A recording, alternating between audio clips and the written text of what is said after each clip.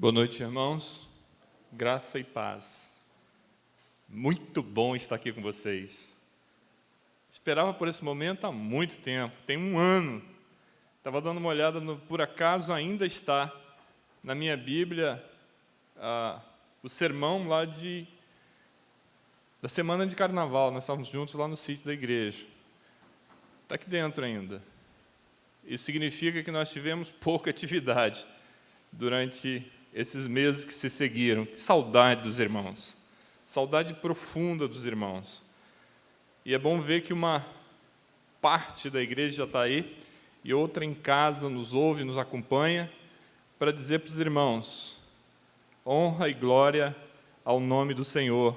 Que bom que Ele tem permitido para mim e para você podermos estar aqui nessa noite juntos, de pertinho, já sentindo um pouquinho do calor, que é uma coisa do crente. Ele emana calor, vida, luz, paz.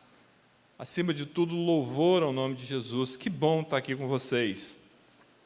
Uma das coisas que eu tenho aprendido, irmãos, ultimamente, que não me é comum nem natural, até por conta do sangue latino, a gente tem um pouco daquela disposição de querer fazer tudo no braço, na mão, depressa. E isso produz na nossa vida consequências. E essas consequências elas vêm da impaciência, da falta de paciência. Por que esperar? Por que nós temos que esperar? Por que não partir logo para a luta, resolver esse negócio de uma vez? Deus tem os caminhos e os propósitos dele traçados de uma maneira maravilhosa. E basta um pouquinho de tempo, basta um pouquinho de vontade, basta olhar um pouquinho para os textos bíblicos, que a gente vai entender e ver como Deus trata a questão de paciência. Que Deus paciente é o nosso, misericordioso, bondoso, tardio em irar-se. Olhando para o texto, irmãos, eu gosto de um cara que foi afogado por 3 dias, e lá, nesse momento da vida dele, ele ora a Deus. Deus salva a vida do sujeito, tira ele de lá, manda ele fazer a missão que ele tinha que fazer, e ele vai fazer a missão e fala assim: olha, esse negócio não vai dar certo. Primeiro, que eu não quero fazer. E depois, que se eu fizer, eu tenho certeza que o resultado que eu vou ter na minha missão, ele não me agrada. O interessante, irmãos, é a autoestima de algumas pessoas, elas são tão grandes que me impressiona. Imagina um cara ir pregar numa cidade onde todos que estão na cidade são inimigos, respiram ódio, querem matar você, querem destruir o mundo. E aí Deus fala para ele: ó, vai lá para aquela cidade, prega para ela, porque ela precisa saber de mim, ela precisa me conhecer. A Bíblia diz no final do capítulo 4 de Jonas, que Deus diz para Jonas, fala assim: Jonas, eles não sabem sequer qual a mão direita e a esquerda, eles não sabem nada de mim. Vai lá e fala do meu amor para eles. E Jonas, ele olha para dentro dele e diz assim: Deus, paciência tem limite. O engraçado é que a gente ouve sempre isso, né? Desde pequeno eu ouço falar isso. E aprendi rápido a ter paciência. A paciência era mais ou menos o seguinte: olha só, você vai ver o que vai te acontecer quando seu pai voltar para casa. Essa era a noção de paciência. Espera para ver o que vai acontecer. O cara normalmente chegava bem-humorado e as coisas caminhavam melhor do que todo o meu dia imaginando como aquilo ia acontecer. E paciência, Paulo ele diz que é um dom que é dado pelo Espírito Santo. Esse ator dessa narrativa que nós vamos pensar sobre ele nessa noite se chama Jonas. Nós vamos ler o capítulo 4 de Jonas, o último capítulo dessa história maravilhosa sobre a vida de um homem que tinha uma autoestima imensa, um profundo nacionalismo. Ele era judeu até a raiz do cabelo. E esse camarada, ele tinha tanta certeza de que aquilo que ele ia fazer ia dar certo, que ele falou: olha, eu não quero ir. E ele tenta fugir dessa missão. O cara vai pregar para 120 mil pessoas.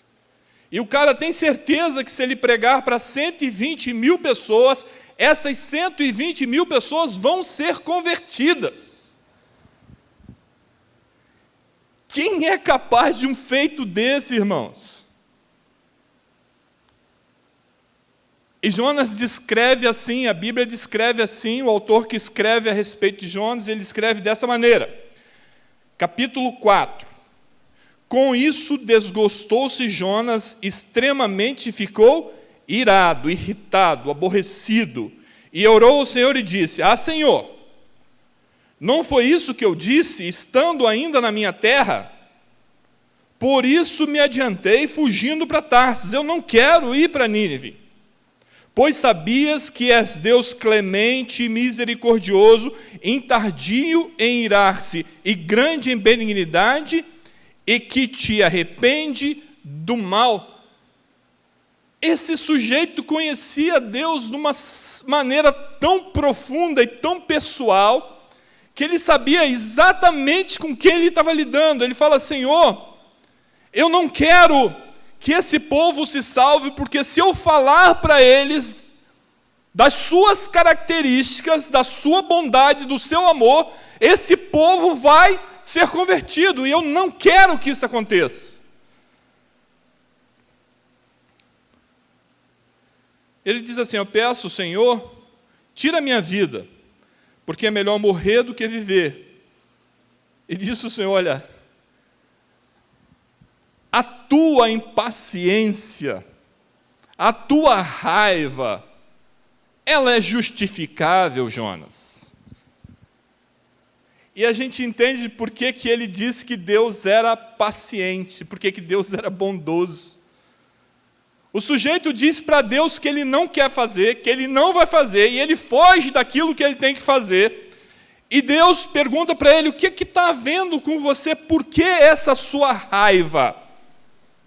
A paciência, irmãos, ela é a capacidade de suportar situações desagradáveis e difíceis. Era a missão dele, Deus deu essa missão para ele. Imagina Deus dando para nós outros, servos dele, uma missão de tão grande importância. Irmãos, eu quero afirmar que as Escrituras dizem que sim, nós todos temos a obrigação, a responsabilidade de falar de Jesus, de viver Jesus. É uma ordem direta dele que diz: ide e pregai. Fala do amor de Deus, vive o amor de Deus. Você imagina você com essa responsabilidade que ele tinha, com essa capacidade que ele tinha, e com a certeza que ele tinha que aquelas pessoas que ouvissem a falar de Deus se converteriam, porque ele não falaria de um Deus que destrói, de um Deus que mata, de um Deus que quer acabar com o mundo, mas ele fala de um Deus que é misericordioso, um Deus que não se ira, tem paciência de sobra, e a cidade dele seria destruída. E Deus, ele entende o coração de Jonas.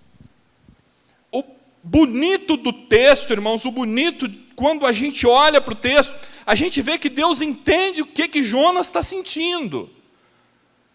Deus, ele não chama a atenção de Jonas, ele não vai contra Jonas de maneira direta e diz: Jonas, você me desobedeceu e por isso você já não é mais o meu profeta preferido. Deus, ele olha para Jonas e entende aquele momento difícil do profeta, porque pensem a respeito.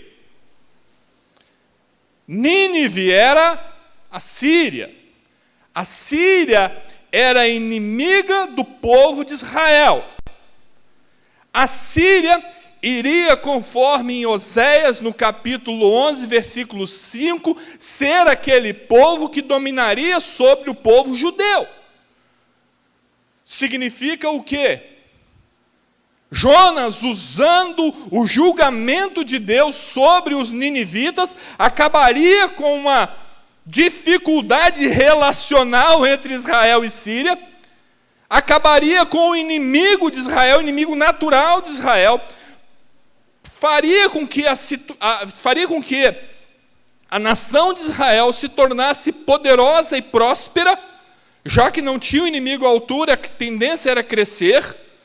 E Jonas fala, se esses caras morrerem, tanto melhor. Isso vai evitar que lá no futuro a gente tenha problemas com eles. Então que Deus coloque sobre eles o castigo, mas se eu falar para eles que o castigo vai vir de um Deus que é misericordioso, amoroso, benigno, é provável que esse povo mude de ideia. Porque tem muita gente, como tinha muita gente precisando ouvir falar de Jesus, precisando ouvir falar de Deus, precisando da boa notícia. Se perdem porque nunca ouviram falar de Cristo. Tem um hino que diz que nós vamos ser cobrados, e a gente até canta ele.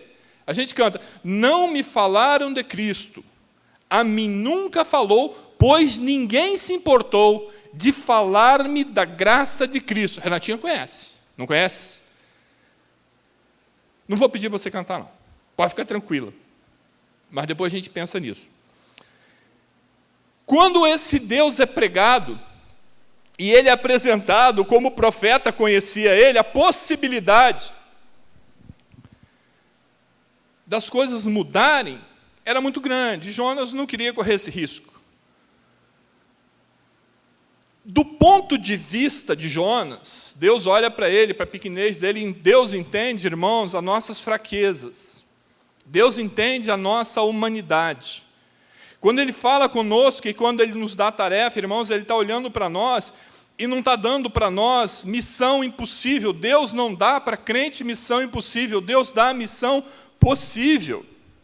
Deus dá aquilo que a gente pode fazer, viver. A radicalidade de ser de Jesus é possível. Viver sobre a proteção de Deus, debaixo do amor de Deus, confiar na salvação em Cristo Jesus é possível. Deus não cria situação impossível para o povo dele, muito menos para aqueles que declaram que Jesus é o Senhor. Literalmente, irmãos, toda essa questão para Jonas foi ruim, foi mal. Foi mal para ele, deu ruim, como dizem. Porque se Jonas vai lá e diz, olha, em 40 dias Deus vai arrasar com a cidade. Isso inclui destruição total, voltar para a era da pedra, desaparecer, sumir do mapa. Deus vai desaparecer com vocês do mapa em 40 dias. Jonas vai lá e prega isso, o povo se arrepende. Deus, na sua bondade infinita e misericórdia, não permite que essa tragédia humana aconteça. E Deus entende que o povo se arrepende, que o povo se converte, se transforma, e Deus não mais vai destruir. Isso coloca Jonas numa condição difícil. Primeiro, como profeta, ele ficaria desacreditado. Falei que Deus ia destruir, Deus não destruiu. Eu queria que Deus destruísse, Deus não destruiu. Como profeta, a carreira dele já ficaria enfraquecida. E Deus está olhando para isso, para essa forma de pensamento de Jonas. E Deus permite que Jonas continue com aquele mesmo pensamento, com aquele mesmo sentimento, e Deus pacientemente conduz Jonas na missão que Deus tinha designado para ele, como Deus está conduzindo eu e você na missão que Ele tem para nós, com paciência, com amor, com cuidado.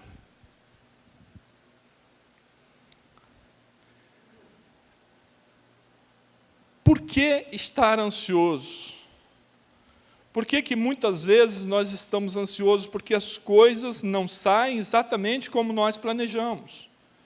As coisas não fluem da maneira que a gente espera e nós começamos a ficar ansiosos. E a ansiosidade, ela é um veneno para o nosso organismo, para o nosso sistema. Paciência, esperar, aguardar, dar tempo para que as coisas aconteçam, porque tudo debaixo do sol ela tem um propósito, há tempo de tudo. A Bíblia diz isso para nós: há tempo de plantar, tempo de arrancar, tempo de viver, tempo de morrer. Tudo tem um propósito definido por Deus.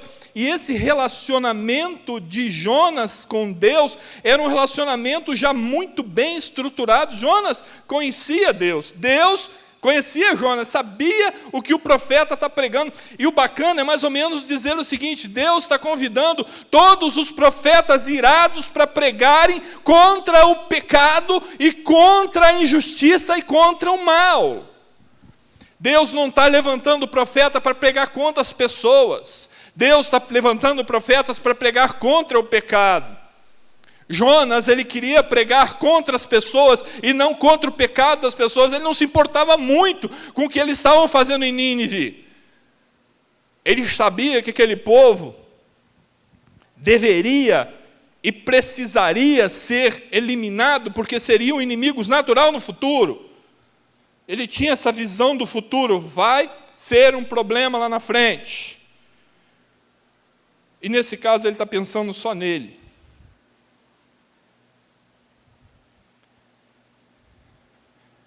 Eu me preocupo, às vezes, irmãos, com certas entonações e certas colocações eruditas que são feitas, que dizem a respeito do pecado. Diz: olha, você não aceitar Jesus, você vai para o inferno. Isso é meia verdade. Isso não é verdade completa. A verdade completa é dizer: Jesus já te aceitou, Jesus já morreu por você, Jesus já deu a vida por você, e o que você precisa é se entregar a essa nova realidade, porque os seus pecados serão perdoados no sangue vertido por Jesus na cruz. Essa é a verdade. Jesus morreu por mim e por você, para que nós tenhamos vida, e não para que nós tenhamos morte. Portanto, boa notícia é que nós não devemos mais. A nossa dívida foi paga. Muitas vezes nós temos nos preocupado em pregar contra o homem, contra as pessoas, contra o defeito que elas têm, que muitas vezes só refletem aquele defeito que eu tenho. Muitas vezes é só um espelho daquilo que eu sou. O que eu enxergo nas pessoas muitas vezes é aquilo que na verdade eu sou. E que eu condeno em mim, eu condeno nas pessoas. Jesus, ele fala disso. Jesus chega para os grandes líderes religiosos, os donos de igreja, aqueles que mandavam na religião, e ele diz assim: como dirás ao teu irmão, deixa eu tirar o argueiro lá, a pecinha, a sujeirinha que está no teu olho, quando você tem um bambu inteiro, uma trave inteira, um pedaço de madeira inteira no seu olho? Como é que você quer enxergar bem as pequenas coisas do teu irmão quando você não vê que a sua vida é um caos? Jonas, olha para mim, Jonas, quantas misericórdias eu tive por você. Eu tolerei você tentar ir para outra cidade. Eu tirei você da barriga do peixe. Eu botei você de novo em terra, Jonas. E você está se preocupando com o que eu vou fazer com os outros? E você está querendo impedir que o meu amor chegue aos seres que eu criei, às criaturas que eu produzi, aqueles que têm tanta necessidade de salvação quanto você tem. O que tem na tua cabeça, Jonas?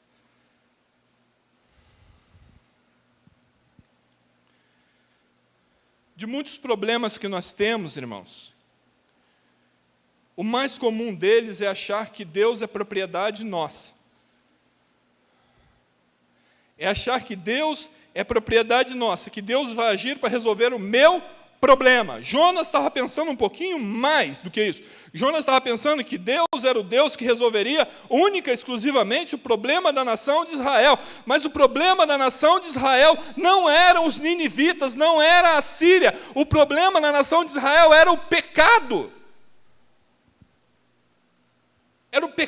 fardo que estava conduzindo Israel de volta para a servidão. Em Oséias 11:5 diz: não voltarão para a terra do Egito, mas o assírio será o seu rei, porque se recusam a converter-se, a mudar a vida de vocês, o pensamento de vocês, e querem continuar em pecado.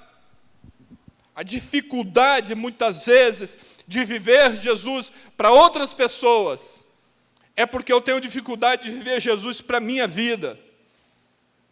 É a impaciência que eu tenho com aqueles que erram.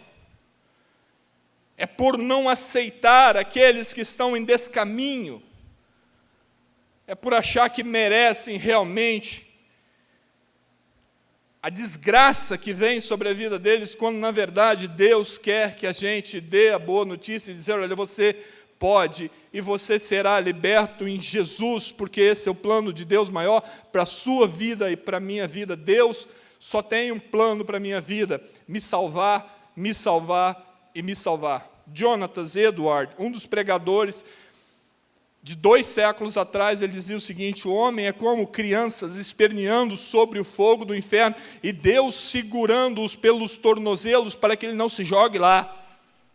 Nossa tendência de ser gente, de ser humano, de ser fraco, de pecar de egoísmo, de não ter paciência com as coisas pequenas. Imagina, eu não tenho paciência com meus filhos, eu não tenho paciência com a minha esposa, eu não tenho paciência com os meus pais, eu não tenho paciência com o irmão da igreja, gente que vai viver comigo no céu para sempre, por toda a eternidade. Eu não tenho paciência. Será que o problema está nas pessoas?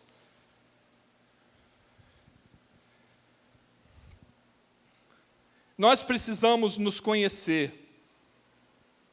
Essa é a grande questão. Jonas conhecia Deus, Jonas conhecia Israel, Jonas conhecia Nínive. Na Jonas tinha um problema de entender a ele mesmo quais eram os seus conceitos, quais eram as suas prioridades. A gente às vezes tem isso: quais são as minhas prioridades, o que para mim é valor e o que para mim tem valor. Às vezes a gente mistura as coisas, o que é um valor na minha vida, o que tem valor na minha vida. O que tem valor na minha vida é tudo aquilo que eu posso vender, dar, doar. O que é um valor na minha vida é aquilo que eu não posso me desfazer dele. Família é um valor, igreja é um valor, honra é um valor. Isso são valores, a minha fé é um valor. Isso não tem preço, isso não se negocia. Jonas perdeu a paciência com Deus, literalmente. Apesar de se achar crente, que ele se achava crente, ele sabia que ele era, que ele conhecia o potencial dele. Ele sabia: olha, se eu pregar para 120 mil pessoas, elas vão se converter. Ele sabia do potencial dele. Se eu tivesse essa autoconfiança de Jonas, não é brincadeira não, irmãos. Pense num sujeito que tem autoconfiança, que ele sabe que o que vai fazer, ele faz e faz bem feito e dá resultado. O problema é quando você começa a usar isso contra você mesmo. Eu não quero que isso dê resultado. Eu não vou pregar para o meu vizinho que eu não quero que ele se salve porque ele é um chato. Eu não quero viver a eternidade com ele no céu. Ser chato, de repente, é só um ponto de vista seu.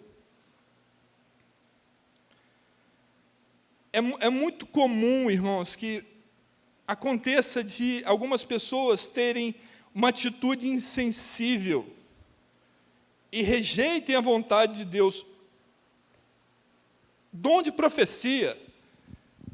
Coríntios fala sobre dom de profecia, Coríntios fala sobre dom de profecia, sobre dom de línguas. É o que as pessoas mais queriam na igreja de Corinto. Eu quero falar em línguas.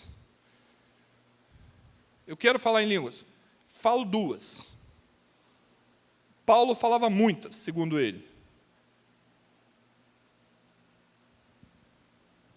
E a única coisa que isso me traz é a possibilidade de entender uma outra língua. Nada além disso. As pessoas queriam falar em línguas, outros queriam profetizar, porque é bacana, imagina um grande profeta, um profeta poderoso como era Jonas, que ele falava assim: olha, 40 dias game over, acabou. A cidade vai desaparecer. E a coisa acontecer?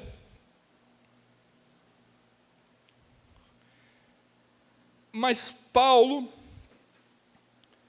que tem uma perspectiva parecida com a de Jonas,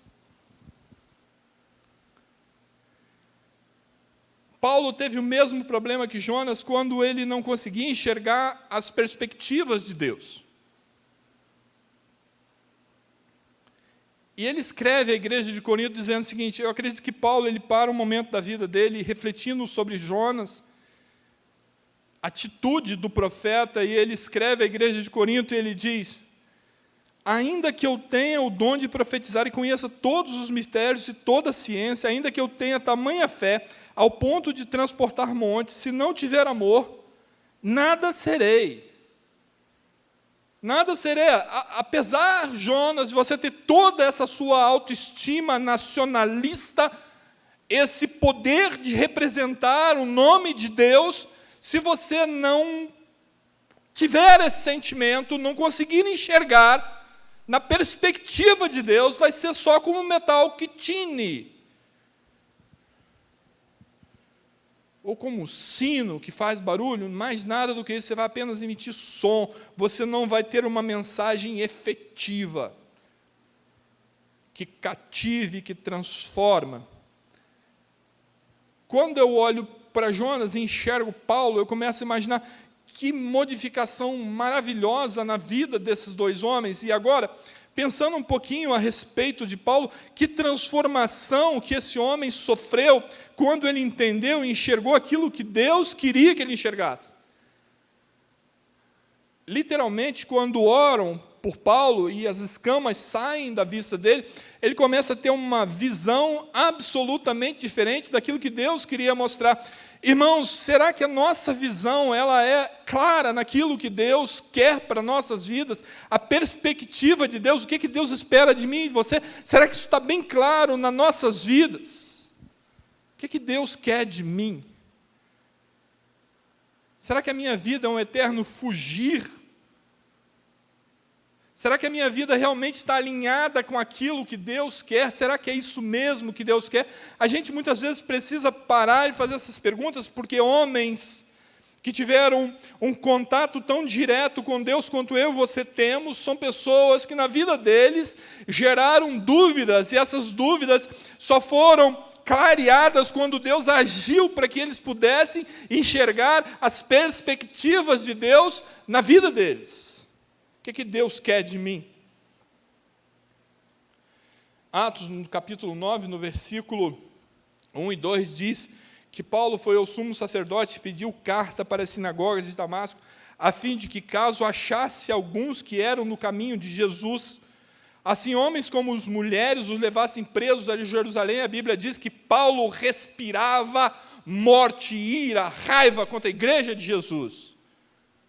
Ele não estava fazendo nada mais do que aquilo que ele tinha certeza que estava certo, afinal de contas, ele era outro defensor da lei, ele defendia a religião, e é assim que ele entendia que Deus queria que ele fizesse. Paulo entendia que Deus queria que ele fizesse daquela maneira, e é assim que ele faria, é assim que ele fazia. E depois que esse homem é transformado, depois que a visão dele é clareada, ele consegue enxergar o propósito de Deus na vida dele, ele muda de maneira tão radical e tão completa que Paulo escreve uma das cartas da prisão, e ele escreve para Filemão, e ele diz para Filemão o seguinte: perdoe Onésimo, o seu escravo fugido, ladrão que se converteu nas minhas algemas, receba ele de volta, como você recebe o meu coração. Olha como é que o homem muda completamente a perspectiva dele com relação às pessoas. Ele não se preocupava com os discípulos, com os apóstolos, com as pessoas que seguiam a Jesus. Ele participou e ele viu e ele acompanhou a morte de Estevão, e nesse momento ele diz: cuida do escravo, pelo amor de Deus e pelo amor que você tem a mim. Olha a transformação desse homem. olha a mudança de visão desse homem. Deus derruba ele do cavalo, fala com ele, a vida dele muda. Será que nós precisamos cair dos nossos cavalos para a nossa visão mudar com relação àquilo que eu penso e que eu sinto a respeito das pessoas que precisam de Jesus?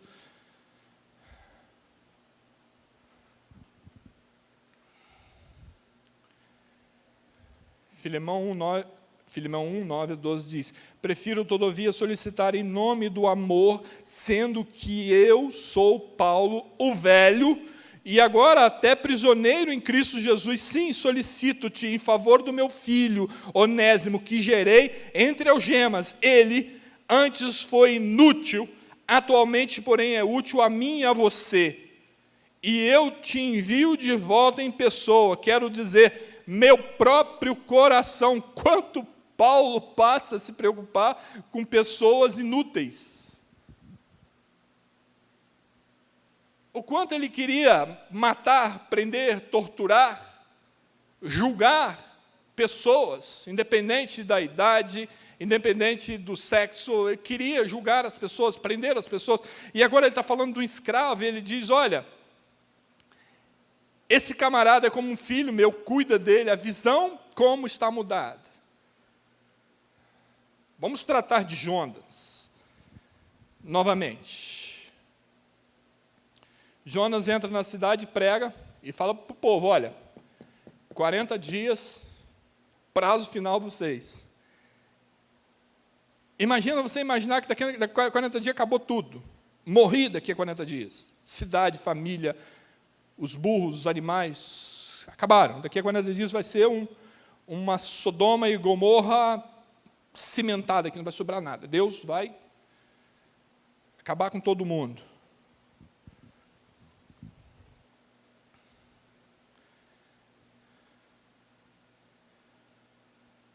Jonas saiu da cidade, assentou-se ao oriente da mesma e fez ali uma cabana, uma enramada, como diz a Bíblia. Fez o Senhor Deus, e Jonas sentou debaixo e ficou aguardando. Eu vou agora ver o que vai acontecer. Até certo ponto, a paciência parece que volta para ele, né? Antes ele era impaciente, ele não queria fazer, não quero fazer, não tolero o erro dos outros. Agora é o seguinte, olha, para ver a desgraça de vocês, eu até vou sentar aqui e vou ficar olhando. Olha a nossa perspectiva das coisas. Como a gente imagina que o mundo pode acontecer. Como dizia um poeta, eu quero que você me aqueça nesse inverno e que tudo mais. Que calamidade, né? Só penso em mim. Só penso em estar aquecido. E o resto que se exploda. E Jonas sobe o morro e fala, agora vocês vão ver o que vai acontecer com vocês. E a Bíblia diz, em nascendo o sol,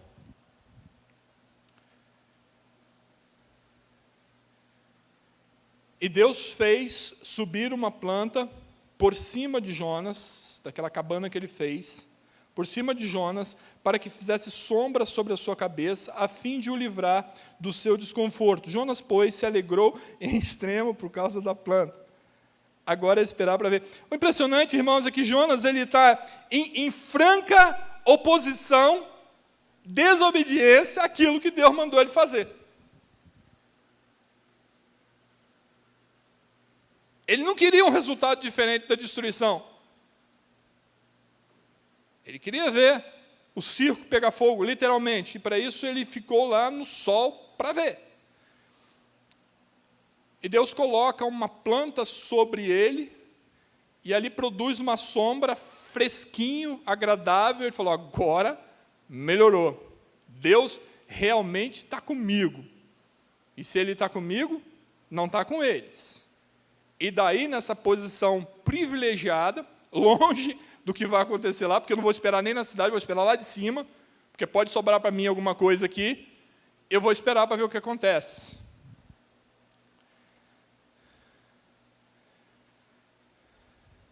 Deus fez Jonas se sentir confortável. Irmãos, pensem quando Deus faz você se sentir confortável. Deus quer que a gente tenha o melhor da vida, por isso Ele nos deu as primícias, o melhor. Mas quando nós estamos muito confortáveis, comece a pensar a respeito disso. Por que eu estou me sentindo tão confortável enquanto o mundo inteiro está prestes a explodir? Por que eu estou me sentindo tão confortável se o mundo inteiro está prestes a acabar? Tem alguma coisa comigo que não está muito correta, não está muito certo. Tem alguma coisa errada com a minha maneira de ver a vida. Está tão bom para mim que não importa se está ruim para os outros. Eu estou no quentinho, eu estou na fresquinha, eu estou num lugar privilegiado e dane-se o resto. Tem alguma coisa... É irônico até aquilo que Deus faz com Jonas. É uma ironia com Jonas. Jonas, está bom aí para você? Tá, o que você está fazendo aí, Jonas? Estou esperando cair fogo do céu, não sei como é que seria, né? Não sei como seria a destruição. Eu estou esperando, sei lá, o anjo passar, varrer a cidade, eu estou esperando inundação, eu estou esperando chuva de meteoros, eu estou esperando simplesmente esse negócio todo acabar, mas para mim está legal.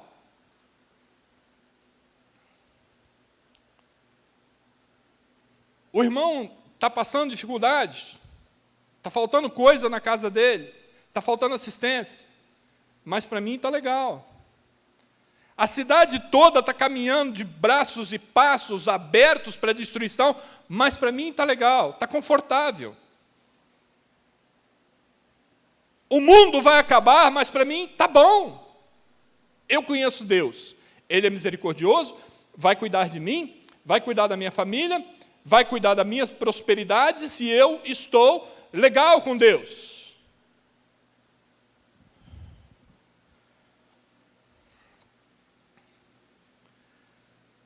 É impressionante, irmãos, a ótica de algumas pessoas que se dizem zelosos.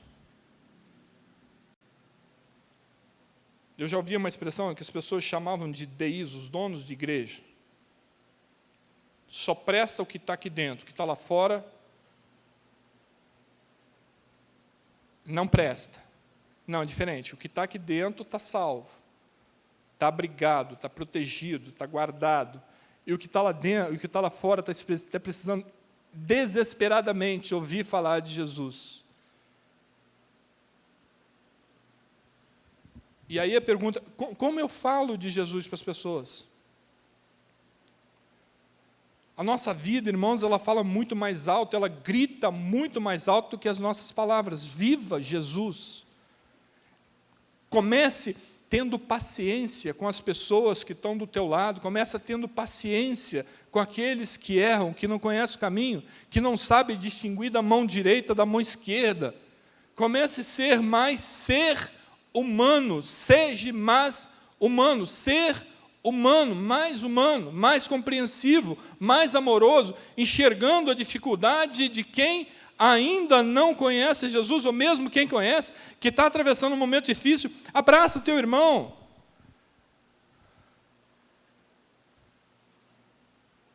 Hoje não muito mais, né? Porque a gente tem alguns protocolos, mas aqueles que são da sua família você pode. Aqueles que estão perto de você, você ainda pode fazer isso, faça.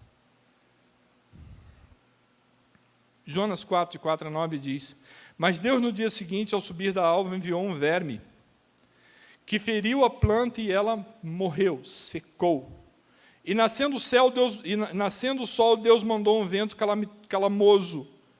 calmoso, oriental, um vento muito quente. Um vento muito quente, o sol bateu na cabeça de Jonas de maneira que ele desfalecia, pelo que pediu para si a morte, dizendo: melhor é morrer do que viver de novo. Ele não queria fazer, queria morrer. Ele fez, agora está esperando o resultado. As coisas ficaram desconfortáveis, ele pediu para morrer de novo. Não sai do meu jeito, não quero mais continuar, estou zangado. As coisas ficam difíceis, a gente não pode estar aqui na igreja todos os domingos que gostaria, todos os dias que gostaria, falando de Jesus, as coisas começam a complicar um pouquinho, você fala: não quero mais, prefiro ir para o mundo, cuidar de outras coisas, abandonar a fé, abandonar a igreja, acabou para mim. Que bom que Deus é misericordioso. Que bom que Deus é paciente. Que bom que Deus é paciente. E Deus perguntou a Jonas: Jonas, você está zangado por quê? O que está estressando você, Jonas? O que estressa a gente, irmãos? O que estressa a gente? Toalha na cama, tênis fora do lugar, vassoura caída no corredor, o ladrar do cachorro do vizinho. O que estressa a gente? A planta que morreu. Senhor, a minha plantinha morreu, por isso eu quero morrer, porque o sol está castigando a minha cabeça.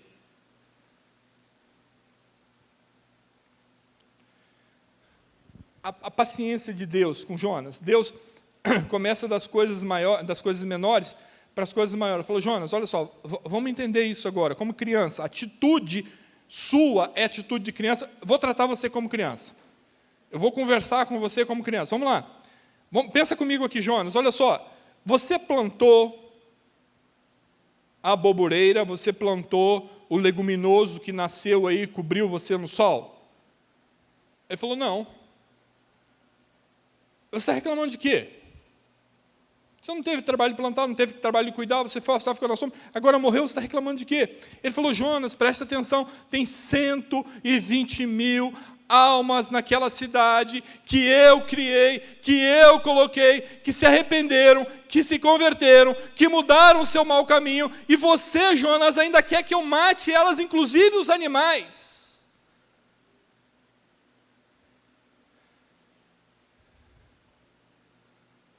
Elas não sabem a diferença entre a sua mão direita e a sua mão esquerda. Ou seja, elas nunca ouviram falar do meu nome. Elas nunca ouviram falar da minha misericórdia. Elas nunca ouviram falar do meu amor. Elas não me conhecem. Nós conhecemos esse Deus, amados. Nós dormimos com Ele, acordamos com Ele, porque a Bíblia diz: eu deitei e levantei, porque o Senhor me sustentou. Ele estava lá comigo. Ele me permitiu deitar, me permitiu dormir, me permitiu acompanhar, porque Ele está comigo.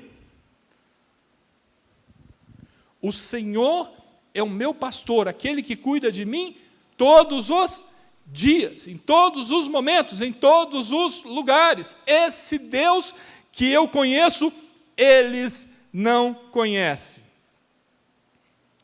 E aí, se conheço, por que essa minha atitude de criança?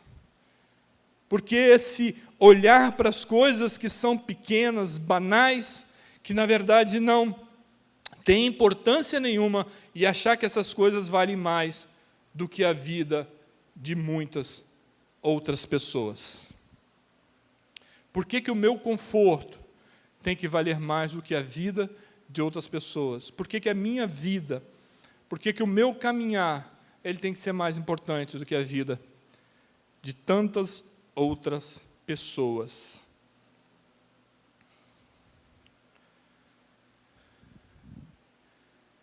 E Deus pergunta: o que tem valor para você, Jonas? E acaba aí o livro de Jonas.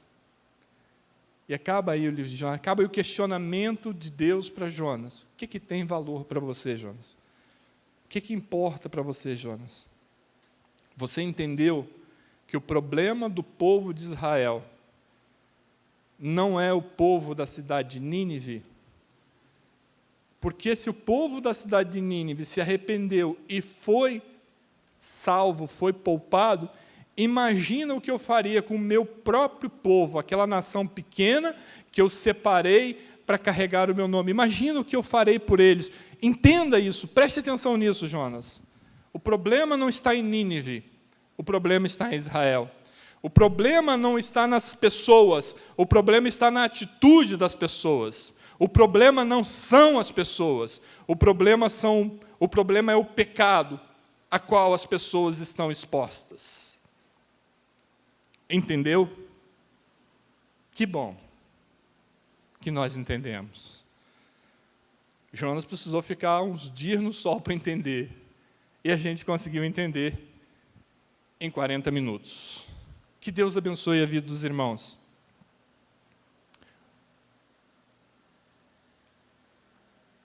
A população da cidade estava na contabilidade de Deus.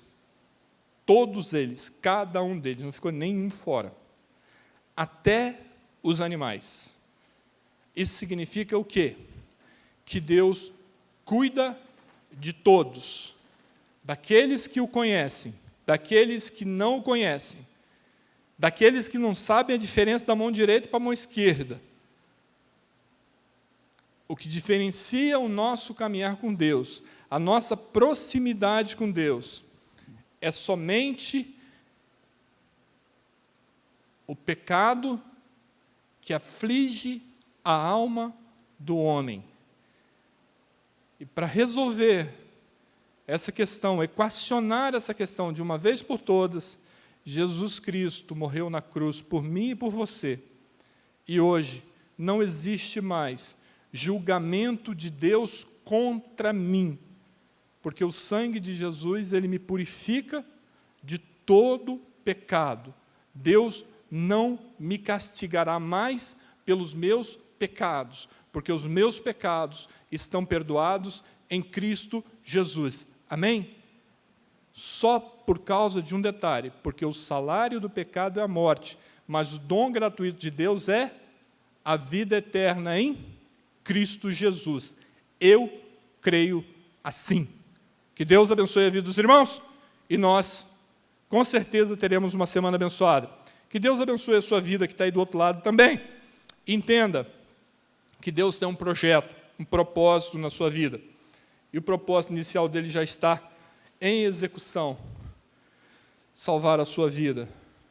Como diz o profeta no Salmo, como diz o poeta Davi no Salmo 40, no versículo 5, ele diz: esperei com paciência no Senhor, ele ouviu a minha voz, tirou-me de um charco de lodo e colocou os meus pés sobre rocha e firmou os meus passos. Que Deus abençoe a vida dos irmãos nessa noite.